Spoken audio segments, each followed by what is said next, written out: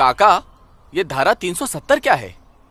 धारा 370 क्या है ये जानने के लिए 42 साल पीछे जाना होगा बेटा।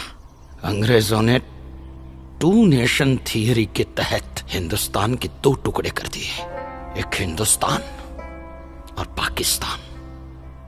पाकिस्तान की बहुत इच्छा थी कि जम्मू कश्मीर का विलीनीकरण पाकिस्तान में हो जाए, और राजा हरि सिंह चाहते थे कि कश्मीर एक स्वतंत्र देश रहे।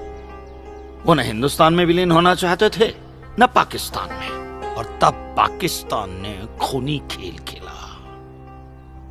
अक्टूबर 1947 में पठानी कबायलियों को जम्मू कश्मीर के खिलाफ उकसाया, कश्मीरी पंडितों का कत्लेआम करवाया।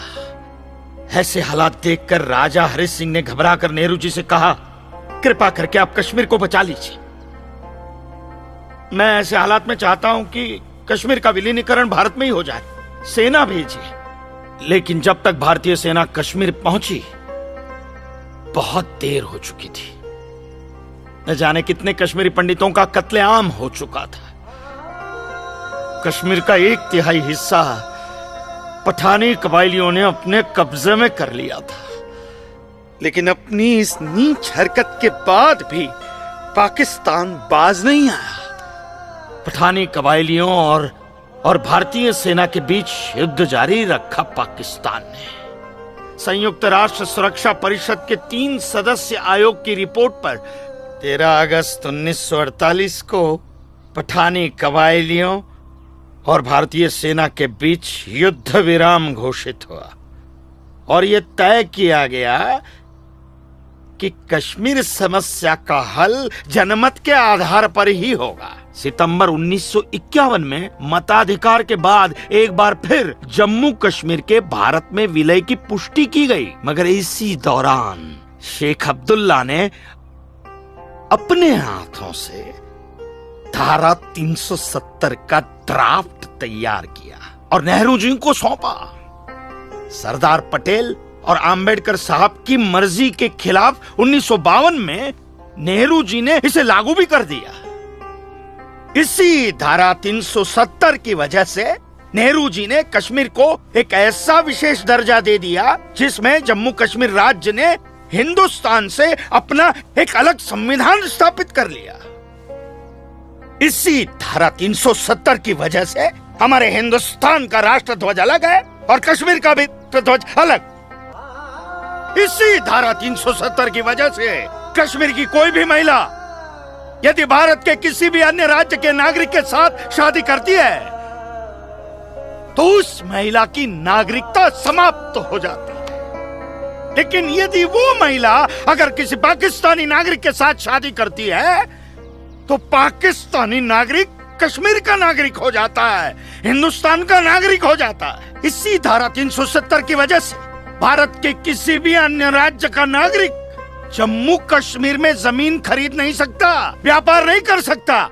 लेकिन जम्मू कश्मीर का नागरिक भारत के किसी भी अन्य राज्य में जाकर अपना व्यापार कर सकता है, जमीन खरीद सकता है, कुछ भी कर सकता है।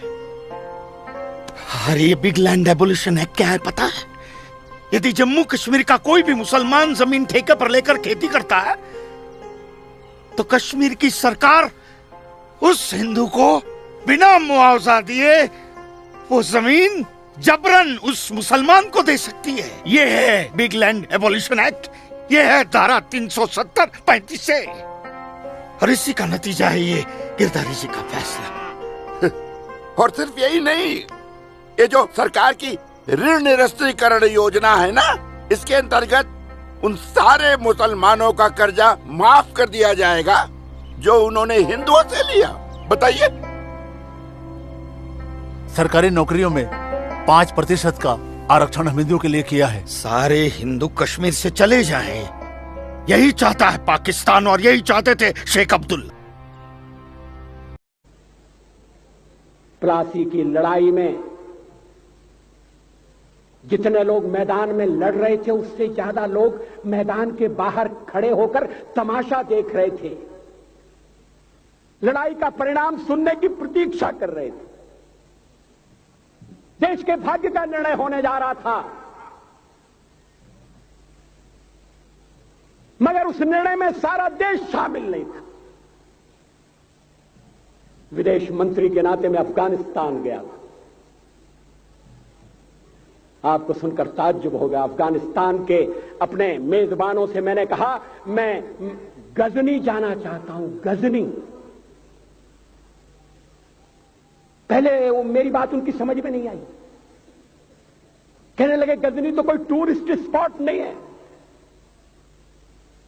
गजनी में कोई 5 स्टार होटल नहीं है, गजनी में आप जाकर क्या करेंगे, गजनी में आप जाकर क्या देखेंगे।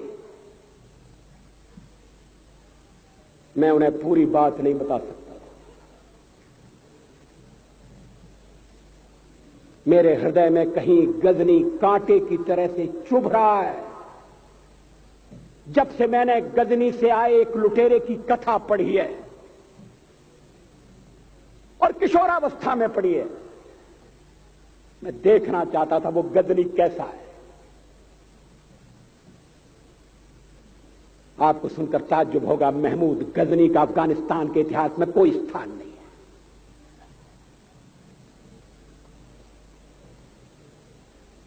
गजनी छोटी सी जगह, छोटा सा गांव है। कल्पना करिए, सैकड़ों साल पहले वहां धूल उड़ती थी, झोंपड़ियां थी, मगर एक लुटेरा लुटेरों को इकट्ठा करता हुआ सोने की चिड़िया को लूटने के लिए चला आया। आपस की फूट से जो राजा है वो लड़ेगा, जो क्षत्रिय है वो लड़ेगा। हमने समाज के बहुत बड़े वर्ग को लड़ने के अधिकार से वंचित कर दिया। हमने उन्हें हथियार नहीं उठाने दिए। मार्शल नॉन मार्शल के आधार पर हमने समाज को बांट दिया। वो लुटेरा सोमनाथ के मंदिर तक चला गया। पुजारी देखते रहे। मंदिर की पूजा भक्तों को करना पड़ती है। मंदिर तो एक प्रेरणा का केंद्र है। मैं देशपांडे जी की तरह से नास्तिक नहीं हूं, मगर उनकी नास्तिकता में भी जो आस्तिकता है, मैं उसका आदर करता हूं, उसका सम्मान करता हूं। वो जिस आत्मविश्वास से नास्तिक होने की बात कहते हैं, तो मैं उनसे कहना चाहता हूं वो सचमुच में नास्तिक नहीं है। जिसकी आस्तिकता है, जिसका विश्वास है, वो नास्तिक कैसे हो सकता है? विश्वास किसमें है ये बड़ी बात नहीं है, विश्वास है या नहीं। हमने समाज के बहुत से बड़े वर्ग को विश्वासहीन बना दिया।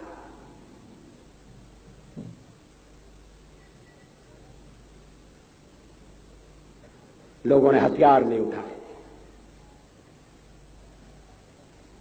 वेद पढ़ने के दरवाजे बंद कर दिए। इसलिए हम पादाक्रांत हुए। अफगानिस्तान में मैंने एक बात और देखी। मुझे जिस होटल में ठहराया गया उसका नाम था कनिष्क। अफगानिस्तान एक मुस्लिम देश है। मुझे बड़ा ताज्जुब हुआ। मैंने कहा कनिष्क यहां कहां से आया? तो मेरे साथ अफगानिस्तान के विदेश मंत्री थे। मैंने कहा कनिष्क आपका कौन लगता है? कनिष्क से आपका क्या संबंध है? कहने लगे कनिष्क हमारा पूर्वज है, कनिष्क हमारा पुरखा है। He was one of our four father. मैंने कहा तब तो हमारे आपके पुरखे एक हैं। अफगानिस्तान के लोगों ने उपासना पद्धति बदली है, संस्कृति नहीं बदली। आज के भारत के परिवेश में यह सुनने के बाद थोड़ा विचित्र लगता है। हमारे यहां तो धर्मांतरण के साथ राष्ट्रांतरण होता है, ऐसा दृश्य दिखाई देता है। पड़ोसी देशों में ऐसा नहीं हुआ।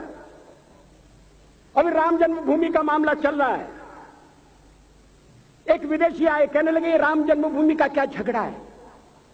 हमने कहा इस पर विवाद हो रहा है कि श्री राम कहां पैदा हुए थे, और जहां पैदा हुए थे वो स्थान उनके मंदिर के लिए प्रयुक्त किया जाए या न किया जाए। वो इंडोनेशिया से आए थे, वो मुसलमान है। कहने लगे हम तो समझते थे कि राम के लिए सारे भारत में आदर होगा, सम्मान होगा। हमने कहा ये आपने कैसे समझा? कहने लगे आप तो इंडोनेशिया आ चुके हैं, इंडोनेशिया में बहुत से लोगों ने इस्लाम स्वीकार कर लिया, मगर श्री राम को विस्मृत नहीं किया, श्री राम को भुलाया नहीं। इंडोनेशिया के बाली द्वीप में 1 महीने रामायण की लीला होती है। मैं उस समारोह में जा चुका हूं। उस समय भी विदेश मंत्री मेरे पास बैठे थे। मैंने कहा ये रामायण ये क्या हो रहा है? मैंने कहा एक्सीलेंसी ये मंच पर क्या हो रहा है? कहने लगे एक्सीलेंसी आपको पता होना चाहिए। हमने कहा मुझे तो पता है मगर मैं जानना चाहता हूं। कहने लगे ये रामायण है, ये राम है, ये लक्ष्मण है, ये सीता है। हमने कहा इनसे आपका क्या संबंध है? आप तो मुसलमान हैं। कहने लगे हमारा संबंध बहुत पुराना है, हमारा तब का संबंध है जब हम मुसलमान नहीं हुए थे। थाईलैंड की राजधानी अयोध्या कही जाती है। थाईलैंड के राजा को आज भी राम कहा जाता है। सावरकर जी ने हिंदू राष्ट्र की बात की, हिम्मत के साथ। बुनियादी तौर पर भारत हिंदू राष्ट्र है।